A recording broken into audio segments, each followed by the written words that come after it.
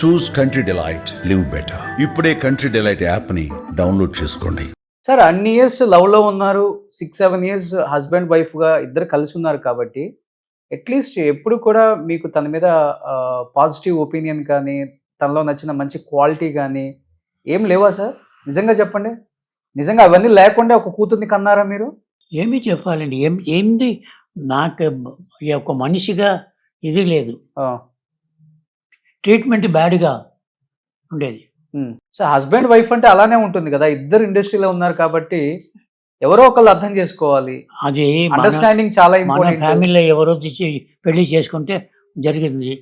ఇప్పుడు ఈ సినిమా వాళ్ళ పరిస్థితి ఇదే. ఎంత సినిమా వాడు మంచిగా ఉండేది, అందరికీ గొడవే.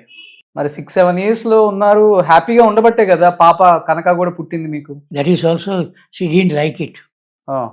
డాక్టర్కి అడిగారు, నాన్న పేరుకుంటే సర్టిఫికేట్ ఇవ్వండి. మీ పాప అడిగారా? ఈ అమ్మాయి కూడా లేదు, ఆ అమ్మాయిలాగా వీలు లేకుంటే అమ్మాయిలాగా సైన్ చేశారు. నా దగ్గర కేసు పెట్టింది. ఏమని పెట్టింది కేసు? ఈ ప్రాపర్టీ నాదే, ఇప్పుడున్న ఇది.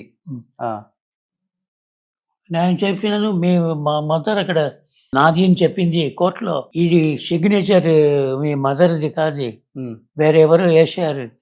మీ మదర్ సిగ్నేచర్ కోర్టులో ఉండేది. నీకు కేసు జరగాలంటే నేను కోర్టులో పెట్టే ఈ సంతంగా చేసేవాడు 7 ఇయర్స్ జైలుకి పోతుంది. మీరు చేసిండే మీ జైలుకి పోవాలి. అన్ని సొచ్చి నాకు వస్తుంది, అన్ని ప్రాబ్లం వస్తుంది. దానికోసం కాంప్రమైజ్కి వచ్చింది.